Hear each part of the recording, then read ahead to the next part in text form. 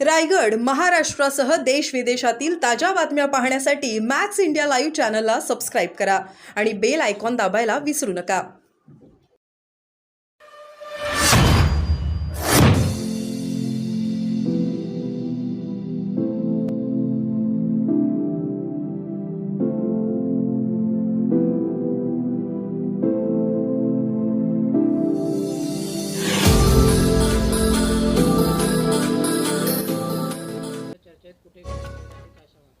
कालच आदरणीय उपमुख्यमंत्री देवेंद्र फडणवीस यांनी सांगितल्याप्रमाणे परवाच्या दिवशी जी दिल्लीमध्ये बैठक झाली त्याच्यामध्ये अत्यंत खेळमेळीच्या वातावरणामध्ये समन्वयातून आणि महाराष्ट्रामध्ये 45+ जागा जिंकायच्याच या निर्धारातून आमची त्या ठिकाणी चर्चा झाली।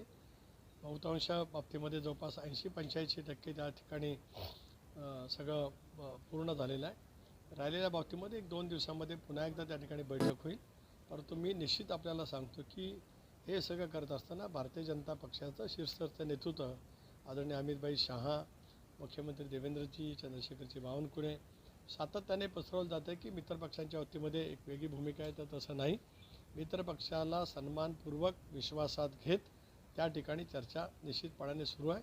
त्याबद्दलचं समाधान आपल्यामार्फत मी या ठिकाणी व्यक्त करतो आहे। तिकडे छगन भुजबळ साहेब यांनी सुद्धा मध्यंतरी म्हटलं होतं की जेवढ्या जागा या शिवसेनेच्या शिंदेच्या शिवसेनेला मिळतील तेवढ्याच आम्हाला सुद्धा मिळायला पाहिजेत, त्याच्यावरूनही कुठे काही खटके उडाले होते का, काय सांगा? नाही, त्या बाबतीमध्ये एक असं आहे की भुजबळ साहेब राष्ट्रवादी काँग्रेस पक्षाचे वरिष्ठ नेते आहेत। 40-45 वर्ष महाराष्ट्राच्या राजकारणाचा त्यांना प्रदीर्घ अनुभव आहे। त्यामुळे त्यांनी कार्यकर्त्यांच्या आणि पक्षाच्या भावना त्या ठिकाणी व्यक्त केल्या। परंतु ज्या वेळेला वाटपाच्या संदर्भात तिकीट म्हणजे जागाच्या संदर्भामध्ये आम्ही ज्यावेळेला बसतो त्यावेळेला मी मगाशी सांगितल्याप्रमाणे अतिशय खेळीमेळीच्या वातावरणामध्ये समन्वयातून तिन्ही घटक पक्ष प्रामुख्याने शिवसेना, भारतीय जनता पक्ष, राष्ट्रवादी काँग्रेस पक्ष आणि आमचे 9 इतर घटक पक्ष आम्ही अतिशय व्यवस्थितरित्या या संदर्भामध्ये पुढची वाटचाल त्या ठिकाणी करणार आहोत। राष्ट्रवादी नेमकी किती जागांसाठी आग्रही आहे, काय सांगा? नाही, त्या बाबतीमध्ये मी एवढंच सांगेन की जे काही पसरवलं जातं त्याच्यामध्ये बिलकुल तथ्य नाही। निवडून येणं पक्षाच्या चिन्हावरती निवडणूक लढवली जाईल। शिवसेनासुद्धा शिवसेनेच्या धनुष्यबाण चिन्हावरती निवडणूक त्या ठिकाणी लढवेल। पण काही हितसंबंधी काही पक्ष जाणीवपूर्वक या संदर्भामध्ये एक वातावरण निर्माण करण्याचा प्रयत्न करत आहेत। परंतु एक बाब नक्की आहे की भारतीय जनता पक्ष कमळ चिन्हावरती त्यांचं स्वाभाविकच आहे, देशपातळीवरचा एक मजबूत पक्ष त्या ठिकाणी आहे। शिवसेना आज शिंदे साहेबांच्या नेतृत्वाखाली त्या ठिकाणी काम करत आहे, ते धनुष्यबाण चिन्हावरती लढतील। राष्ट्रवादी काँग्रेस पक्ष दादाच्या नेतृत्वाखाली महाराष्ट्रात देशामध्ये काम करते, आम्ही कळ्याच्या चिन्हावरती निवडणूक लढणार आहोत। दुसरीकडे महाविकास आघाडीकडून सुप्रियाताई सुळे यांना उमेदवारी जाहीर झालेली आहे। गेल्या काही दिवसांपासून बारामतीच्या जागेकडे सर्वांचं लक्ष लागलेलं आहे। ननंद विरुद्ध भाऊजे असा काही सामना रंगण्याचे चिन्ह काय? एक असं आहे की सुप्रियाताईंची उमेदवारी जाहीर होणे औपचारिकताच होती, कारण 2009 सालापासून बारामती मतदारसंघातून त्या निवडणूक त्या ठिकाणी लढत आहेत। मग ती एक फॉर्मॅलिटी शिल्लक राहिली होती।